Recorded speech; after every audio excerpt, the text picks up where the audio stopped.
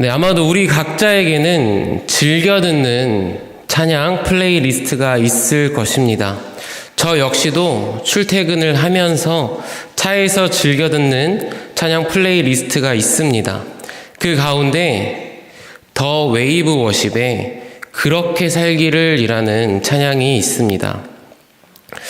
이 찬양을 보시면 그 가사에 나는 어떻게 기억될까? 내 삶이 주를 닮았었는지, 내가 했던 찬양들보다 더욱 주 사랑했었는지라는 가사가 있습니다. 저는 이 찬양의 가사를 들을 때마다 깊은 생각에 잠깁니다. 나는 과연 찬양의 가사처럼 내 입술의 고백보다 내 삶으로 더 많이 하나님을 사랑한다고 고백하고 있을까? 아니, 그렇게 살기 위해서 과연 몸부림치고 있을까라는 생각을 많이 하게 됩니다. 그리고 더 나아가서는 과연 내 입술에서는 하나님의 아름다움을 보며 하나님의 높고 위대하심을 보며 하나님을 찬양하는 말이 많이 흘러나올까? 아니면 하나님을 향한 불평과 원망들이 더 많이 흘러나올까? 이런 생각을 하곤 합니다. 그러고는 하나님께 감사와 찬송을 드리기보다는 정말 작은 일에도 투덜대면서 하나님을 향한 불평과 원망을 더 쉽게 내뱉고 있구나라는 것을 생각하면서 반성을 많이 하게 됩니다. 그런데 오늘 본문에 등장하는 이스라엘 백성들도 저와 같은 연약함 속에 놓여 있었던 것을 발견하게 됩니다. 사실 이스라엘 백성들은 애굽을 떠나 광야에서 40년이라는 정말 긴 시간 동안 하나님의 은혜 가운데 생활하면서 하나님만을 의지하고 하나님만을 바라보는 그러한 훈련을 계속했었습니다. 그럼에도 불구하고 여전히 이스라엘 백성들한테 조그마한 어려움이 닥치면 그들은 가장 먼저 하나님과 모세를 향해 불평을 쏟고 원망을 늘어놓았습니다. 이러한 상황 가운데 우리가 주목해야 할 것이 있습니다. 오늘 본문에서 하나님을 향해서 그리고 모세를 향해서 이 불평과 원망을 쏟아내는 그 주체들이 누군지를 살펴봐야 합니다. 이 주체들은 출애굽 1세대가 아니라 그들의 자녀 세대, 바로 출애굽 2세대, 새로운 세대라는 점입니다. 우리가 살펴보지는 않았지만 본문 앞장인 민수기 20장을 보시면 제일 서두에 미리암의 죽음이 기록되어 있습니다. 그리고 20장 제일 마지막에는 아론의 죽음이 기록되어 있습니다. 이러한 출애굽 1세대를 대표하는 이들의 죽음은 곧 출애굽 1세대들의 죽음을 의미합니다. 따라서 오늘 본문에 등장하는 이스라엘 백성들은 대부분 출애굽 1세대가 아니라 그들의 자녀 세대인 출애굽 2세대입니다. 그리고 출애굽 2세대는 부모 세대인 출애굽 1세대의 실패를 직접 눈으로 보고 그에 따른 하나님의 징계를 경험한 세대들입니다. 그렇게 출애굽 2세대는 이러한 출애굽 1세대의 실패를 보면서 그들의 징계를 교훈 삼아서 부모 세대와는 다른 모습을 보여야 했습니다. 그러나 출애굽 2세대는 출애굽 1세대의 모습을 그대로 답습합니다. 이들은 어려운 상황을 맞닥뜨리게 되자 그들의 부모 세대처럼 가장 먼저 모세를 원망하고 하나님을 원망했습니다. 그렇다면 이번에는 어떤 이유로 이스라엘 백성들이 하나님과 모세를 향하여 원망했을까요? 무엇이 문제였기 때문에, 무엇이 그들이 불편했기 때문에 하나님과 모세를 향하여 원망했을까요? 우리는 오늘 본문인 4절의 말씀을 통해서 그 답을 찾을 수가 있습니다. 우리 다 같이 4절의 말씀을 읽도록 하겠습니다. 같이 읽겠습니다. 백성이 호르산에서 출발하여 홍해 길을 따라 에돔 땅을 우회하려 하였다가 길로 말미암아 백성의 마음이 상하니라. 이스라엘 백성들은 이 하나님이 약속하신 가나안 땅에 이르는 지름길이었던 이 왕의 큰 길을 지나가기를 원했습니다. 그러나 에돔 왕은 이를 허락하지 않았습니다. 이에 모세는 결국 에돔 땅을 가로지르지 않고 우회하는 것을 선택합니다. 그런데 그 길은 거칠고 험난한 길이었기 때문에 이스라엘 백성들은 이 길 때문에 마음이 상했습니다. 뿐만 아니라 지금 지름길이 아니라 먼 길을 우회해야 했기 때문에 이스라엘 백성들의 마음이 조급해지기 시작했습니다. 이에 이스라엘 백성들은 자신들의 상한 마음을 하나님과 모세를 향하여 원망으로 쏟아내기 시작했습니다. 그런데 이번에 불평과 원망은 그 강도가 이전과는 다릅니다. 지금까지 이스라엘 백성들이 불평과 원망을 쏟아냈을 때에는 주로 누구를 향해서 쏟아냈었냐면 모세를 향하여, 그리고 그들의 대제사장인 아론을 향하여 불평과 원망을 하곤 했습니다. 그런데 이번은 다릅니다. 5절을 보시면 백성이 하나님과 모세를 향하여 원망했다라고 직접적으로 기록하고 있습니다. 뿐만 아니라 이스라엘 백성들의 원망의 내용도 지금까지의 원망의 내용과는 그 강도가 다릅니다. 더 심각해진 것을 볼 수가 있습니다. 그들의 부모 세대인 출애굽 1세대가 하나님께 뭐라고 원망했냐면 먹을 것이 없고 물도 없다, 자신들을 광야에서 죽게 한다라고 하나님께 원망했고 모세에게 원망했습니다. 마찬가지로 그들도 출애굽 2세대 자녀 세대인 그들도 먹을 것이 없고 물이 없고 하나님께서 자신들을 광야에서 죽게 하신다라고 말합니다. 그러나 여러분, 지금까지 이들은 하나님께서 공급해 주시는 만나를 40년 동안 늘 먹으며 지내왔습니다. 하나님의 말씀에 불순종할 때에도, 하나님께 불평과 원망을 쏟아낼 때에도 하나님께서는 언제나 동일하게 그 아침마다 만나를 베풀어 주셨습니다. 또한 하나님께서는 반석에서 물을 내셔서 이스라엘 백성들을 마시게 하셨을 뿐만 아니라 그들의 짐승들까지도 충분히 물을 마실 수 있게 하셨습니다. 그럼에도 불구하고 출애굽 2세대들은 출애굽 1세대를 그대로 답습합니다. 같은 레파토리로 하나님을 원망합니다. 그리고 거기서 더 나아갑니다. 더 강하게 이야기합니다. 이들은 지난 40년 동안 먹고 지내온 만나에 대해서 뭐라고 이야기하냐면 이 하찮은 음식이라고 말합니다. 여기서 하찮다라는 말은 히브리어로 끔찍하다라는 뉘앙스도 포함되어 있습니다. 단순히 무시가 아니라 혐오에 가까운 감정입니다. 이들은 만나를 하찮은 음식이라 표현함으로써 하나님의 은혜를 은혜로 여기지 않고 하나님의 은혜를 감사히 여기지 않습니다. 오히려 하나님의 은혜를 우습게 여기고 있는 것을 발견하게 됩니다.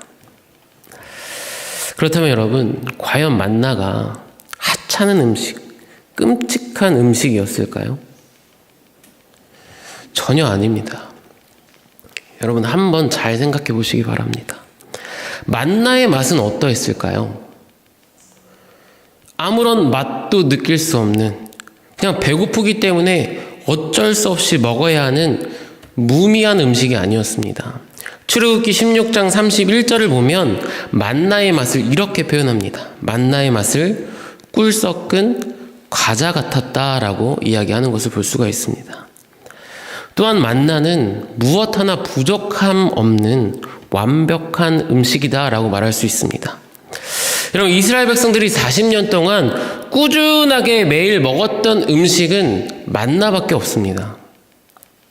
그럼에도 불구하고 약 200만 명이 넘는 이스라엘 백성들이 영양분이 부족해서 고생했다거나 죽었다거나 하는 기록을 성경에서 찾아볼 수가 없습니다. 그들이 하나님께 불평함으로써, 하나님을 원망함으로써 징계로 인하여 죽었다라는 기록은 찾아볼 수 있어도 만나를 40년 동안 먹어서 영양이 부족하여서 힘들어서 죽었다라는 기록을 단 한 구절도 찾아볼 수가 없습니다. 이처럼 만나는 이스라엘 백성들에게 있어서 하나님께로부터 직접 공급받았던 특별한 양식이고 하늘의 양식이었습니다. 따라서 특별한 양식이자 하늘의 양식인 만나를 하찮은 음식, 끔찍한 음식이라고 말하는 이스라엘 백성들의 불평과 원망은 도를 지나쳤을 뿐만 아니라 하나님의 은혜의 감사를 잃어버린 그들의 심각한 불신앙의 모습, 불순종의 모습을 보여주고 있습니다. 이러한 도가 지나친 이스라엘 백성들의 원망을 들으신 하나님께서는 이스라엘 백성들을 징계하십니다. 바로 불뱀들을 이스라엘 백성들 가운데 보내심으로써 그들을 징계하십니다. 불뱀은 맹독성을 지닌 뱀으로 이 뱀에 물리게 되면 불에 타는 듯한 고통을 느끼면서 죽기 때문에 그렇게 불뱀으로 불리어졌습니다. 여기서 우리가 또 주목해야 할 것이 있는데 불뱀들을 여호와 하나님께서 이스라엘 백성들한테 보내셨다라는 것입니다. 사실 광야는 부족의 땅이고 결핍의 땅이고 위험의 땅입니다. 광야는 먹을 것과 마실 물이 부족하며 낮의 더위와 밤의 추위를 피할 곳이 없는 결핍의 땅입니다. 또한 광야는 야생동물과 맹독성을 지닌 뱀, 전갈이, 도살이 있는 위험의 땅이기도 합니다. 그렇기 때문에 광야는 그야말로 단 한순간도 하나님의 은혜 없이는, 하나님의 도우심 없이는 살아갈 수가 없는 장소입니다. 이러한 장소에서 하나님께서는 40년이라는 긴 시간 동안 이스라엘 백성들을 보호하시고 인도하셨습니다.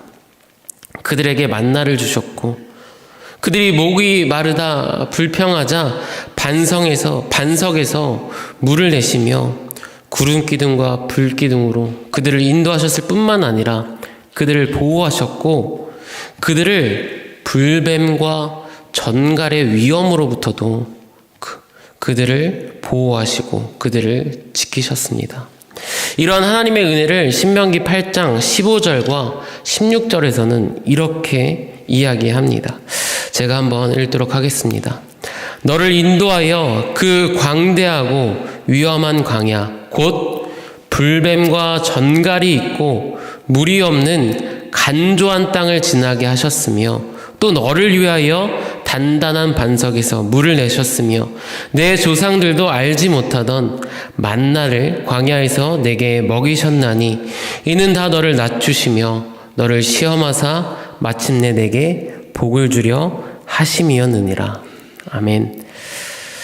그러나 이스라엘 백성들이 하나님의 은혜에 대한 감사를 잃어버리고 불평과 원망을 쏟아내자 불뱀으로부터 이스라엘 백성들을 지키시며 보호하셨던 하나님께서 오히려 불뱀들을 그들에게 보내셔서 그들을 물게 하시고 그들을 징계하십니다. 이로 인해 상당히 많은 이스라엘 백성들이 죽게 되고 피해를 입게 됩니다. 이에 이스라엘 백성들은 그제서야 모세에게 나와 다음과 같이 이야기합니다. 우리 7절의 말씀을 한 목소리로 다 같이 읽도록 하겠습니다. 시작. 백성이 모세에게 이르러 말하되 우리가 여호와와 당신을 향하여 원망함으로 범죄하였사오니 여호와께 기도하여 이 뱀들을 우리에게서 떠나게 하소서. 모세가 백성을 위하여 기도하매. 불뱀들에게 물리고 나서야, 불뱀들에게 물려서 죽고 나서야, 많은 피해를 입고 나서야 이스라엘 백성들이 그제서야 하나님을 찾고 하나님께 회개하기 시작합니다. 이에 모세는 이스라엘 백성들을 위하여 기도합니다. 그러자 이스라엘 백성들의 불평과 원망을 들으셨던 하나님께서 이번에는 모세의 기도를 들으십니다. 모세에게 불뱀에 물려서 고통스럽게 죽어가고 있는 이스라엘 백성들이 살 길이 이것이다 라고 말씀해 주시면서 모세의 기도에 응답하십니다. 하나님께서 말씀하신 이스라엘 백성들이 살 길은 바로 불뱀을 만들어 장대 위에 매달고 불뱀에 물린 자가 그것을 바라보면 산다라는 말씀이었습니다. 이에 모세는 순종합니다. 놋뱀을 만들어 장대 위에 달았고 불뱀에게 물린 이스라엘 백성들 가운데 이 놋뱀을 쳐다본 사람들은 모두가 죽지 않고 회복되어 살아나게 됩니다. 이러한 하나님의 방법은 비상식적입니다. 비과학적입니다. 하나님께서는 불뱀의 맹독을 해독하는 방법을 알려주시지 않으셨습니다. 단지 장대 위에 매달린 놋뱀을 보라고 말씀하셨습니다. 또한 하나님께서는 충분히 모세의 기도를 들으시고 그 즉시 불뱀을 물러나게 하실 수 있으셨습니다. 그 즉시 죽어가고 있는 이스라엘 백성들을 회복시키실 수 있으셨습니다. 그러나 그렇게 하지 않으셨습니다. 왜일까요? 만약 하나님께서 이스라엘 백성들한테 이 맹독을 해독하는 방법을, 인간적인 방법을 알려주셔서 그로 인해서 이스라엘 백성들이 회복하게 되었다면, 살아나게 되었다면 그들은 하나님의 은혜나 하나님의 능력을 바라보지 않았을 것입니다. 그들은 이 해독 방법 때문에 자신들이 회복되고 살아났다라고 생각했을 것입니다. 마찬가지로 모세의 기도를 들으시고 하나님께서 그 즉시 불뱀들을 물러나게 하셨다면, 죽어가고 있던 자들이 그 즉시 회복되어 살아났다면 그들은 모세의 기도를 들으신 하나님을 생각하는 것이 아니라 시간이 어느 정도 지났기 때문에 자연히 불뱀들이 떠나가고 죽어가는 자들이 우연히 운이 좋아서 살아났을 것이다 여겼을 것입니다. 하나님께서는 이러한 이유 때문에 비과학적이고 비상식적인 하나님의 방법을 말씀하셨습니다. 그러나 이러한 하나님의 방법은 믿음의 방법이고 순종의 방법입니다. 특별히 8절과 9절을 보시면 눈으로 본다라는 것을 2번이나 반복해서 강조합니다. 물린 자마다 그것을 보면 살리라. 뱀에게 물린 자가 놋뱀을 쳐다본 즉 모두 살더라. 장대 위에 매달린 놋뱀을 고개를 돌려 눈으로 보았으면 살게 된다. 어떠한 의미가 있을까요? 장대 위에 매달린 놋뱀을 보면 살 수 있다라는 하나님의 말씀에 믿음으로 순종했기 때문에 그들이 살게 된 것입니다. 장대 위에 매달린 놋뱀을 보면 산다라는 이러한 하나님의 말씀을 사람의 논리와 이성적으로 타당하지 않은지를 논하지 않고 그 말씀에 믿음으로 순종하여 믿음으로 반응하여 놋뱀을 바라보았기 때문에 생명을 얻을 수 있는 것이고 살아날 수 있었던 것입니다.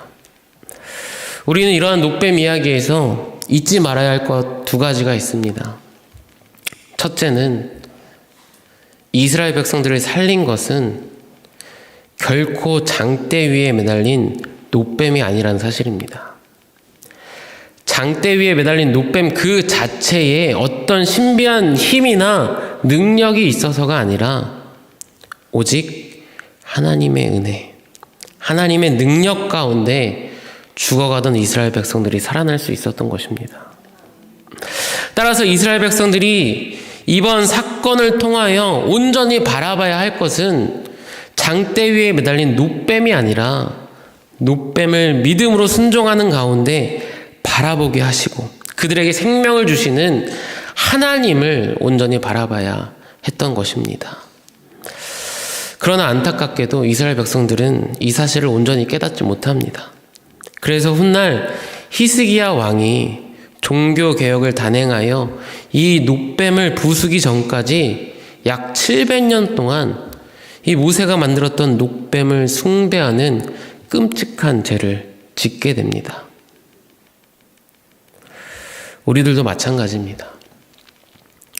고난주간, 이 한 주, 그리고 더 나아가 평생 우리들이 묵상해야 할 것은, 그리고 우리들이 온전히 바라봐야 할 것은 십자가 그 자체가 아닙니다. 십자가 위에서 나를 위해 피 흘려 죽으신 예수 그리스도를 바라봐야 합니다. 그리고 죽음으로 죽음을 죽이고 죽음을 이기신 예수 그리스도를 바라봐야 합니다. 둘째로, 장대 위에 매달린 녹뱀은 어떠한 사건을 미리 나타내 보여주는 하나의 예표인 것을 우리는 기억해야 합니다. 그렇다면 장대 위에 매달린 녹뱀은 무엇을 미리 보여주는 것일까요? 무엇을 가리키고 있는 것일까요? 바로 십자가에 매달리신 예수 그리스도입니다. 예수 그리스도께서도 니고데모와의 대화를 통해 이것을 친히 말씀해 주셨습니다. 요한복음 3장 14절로 15절의 말씀을 제가 찾아서 읽도록 하겠습니다. 모세가 광야에서 뱀을 든 것 같이 인자도 들려야 하리니 이는 그를 믿는 자마다 영생을 얻게 하려 하심이니라. 이처럼 녹뱀은 이 땅에 오신 예수 그리스도를 나타냅니다. 장대 위에 매달린 녹뱀은 십자가 위에 못 박히신 예수 그리스도를 나타냅니다. 녹뱀은 비록 불뱀의 형상이지만 불뱀이 아니듯 예수 그리스도께서 비록 육신의 모양을 입고 이 땅에 오셨지만 죄는 없으신 분이십니다. 또한 그 넓은 광야에서 녹뱀은 단 하나로 유일하듯이 우리들의 죄의 문제를 근본적으로 해결하실 수 있는 분은 오직 예수 그리스도, 그분이 유일하십니다. 그런 예수 그리스도께서 녹뱀이 장대 위에 매달린 것처럼 십자가 나무 위에 들리셨습니다. 그분께서 십자가 나무 위에 들리심으로 죄인인 우리가 받아야 할 하나님의 저주를 대신 다 받으셨습니다. 그럼으로써 죄인인 우리들에게 사망의 길밖에 없었고 그 길을 걷고 있던 우리들에게 생명의 길을 열어놓으셨습니다. 불뱀에 물린 이스라엘 백성들 가운데서 이 장대 위에 녹뱀을 바라봤던 자들이 생명을 얻고 다시 살아나듯이 십자가 나무에 들리신 예수 그리스도를 바라보는 자들, 예수 그리스도를 믿는 모든 자들이 생명을 얻게 되었습니다. 녹뱀을 바라봤던 자들이 그 즉시 생명을 얻었던 것처럼 십자가 나무 위에 들리신 예수 그리스도를 바라보는 자들은 그 즉시 영생을 얻고 하나님의 자녀가 되고 의롭다 칭함을 받게 되었습니다. 이런 하나님의 은혜와 구원은 사람의 공로나 어떤 조건에 영향을 받지 않습니다. 불뱀에 물린 자들이 생명을 얻고 다시 살아난 것에는 장대 위에 녹뱀에게로 기어가야 한다든지 녹뱀을 만져야 한다든지의 어떤 노력과 공로가 필요한 것이 아니었습니다. 또한 장대에 달린 녹뱀과 얼마나 멀고 얼마나 가까워야 하는지의 조건이 요구되지 않았습니다. 뱀에게 물린 상처가 얼마나 깊고 얼마나 얕아야 하는지 조건이 요구되지도 않았습니다. 예수 그리스도를 통한 우리의 구원도 마찬가지입니다. 예수 그리스도께서 모든 것을 다 이루셨습니다. 나의 어떤 노력, 나의 어떤 공로, 나의 어떤 조건 필요치 않습니다. 예수 그리스도께서 나 대신에 모든 하나님의 저주를 받으셨고 나의 모든 죄를 담당하셨습니다. 다 이루셨습니다. 우리가 해야 할 나머지 일은 하나도 없습니다. 우리는 예수 그리스도 때문에 구원을 얻습니다. 이처럼 오늘 본문에 등장하는 녹뱀 사건은 우리들에게 예수 그리스도를 말하고 있습니다. 십자가 나무 위에 들리심으로 그것을 바라보고 믿는 자들에게 생명을 주시고 구원을 주시는 분이 예수 그리스도시다. 그 예수 그리스도를 바라봐야 한다. 이것을 우리들한테 이야기하고 있는 것입니다. 따라서 우리는 오늘 본문을 통해 이 땅에 오신 예수 그리스도, 죽으심으로 우리에게 생명을 주신 예수 그리스도를 만나야 하고 바라봐야 하는 것입니다. 사실 오늘 본문에서 예수 그리스도를 예표하는 것은 이 장대 위에 매달린 노뱀만이 아닙니다. 직접적으로 그 단어가 나오지는 않았지만 이스라엘 백성들이 하나님과 모세를 향해 불평과 원망을 쏟아내면서 말했던 이 하찮은 음식 만나 역시도 생명의 떡이신 예수 그리스도를 나타냅니다. 요한복음 6장 48절과 58절의 말씀입니다. 내가 곧 생명의 떡이라. 이것은 하늘에서 내려온 떡이니 조상들이 먹고도 죽은 그것과 같이 아니하여 이 떡을 먹는 자는 영원히 살리라. 예수 그리스도를 알지 못하고 믿지 못하는 자들에게는 예수 그리스도가 하찮아 보이고 아무것도 아닐 수 있습니다. 그러나 예수 그리스도를 믿고 바라보는 우리들에게는 죄와 사망으로부터 우리를 구원하시고 생명을 주신 이 세상 다른 무엇보다 귀하신 나의 주님이십니다. 나의 유일한 구주이시자 나의 유일한 살 길이시며 생명이시며 구원이십니다. 그리고 우리가 항상 바라봐야 할 분이십니다. 바라본다는 것은 한 대상만을 바라보는 것을 의미합니다. 우리는 예수 그리스도를 바라보면서 동시에 다른 것을 바라볼 수가 없습니다. 우리의 시선, 우리의 마음, 우리의 삶 모든 것들을 예수 그리스도께로 돌이켜야 합니다. 사랑하는 성도 여러분, 웨스트민스터 신학교 교수인 이현두 기도 교수님은 자신의 민수기 주석책에서 십자가에 들리신 예수 그리스도를 믿는 믿음으로 구원받은 자들을 다음과 같이 표현했습니다. The gospel transforms us from sinners to singer. 복음이신 예수 그리스도로 인하여 sinner, 죄인인 자들이 singer, 노래하는 자들로 변했다라고 말입니다.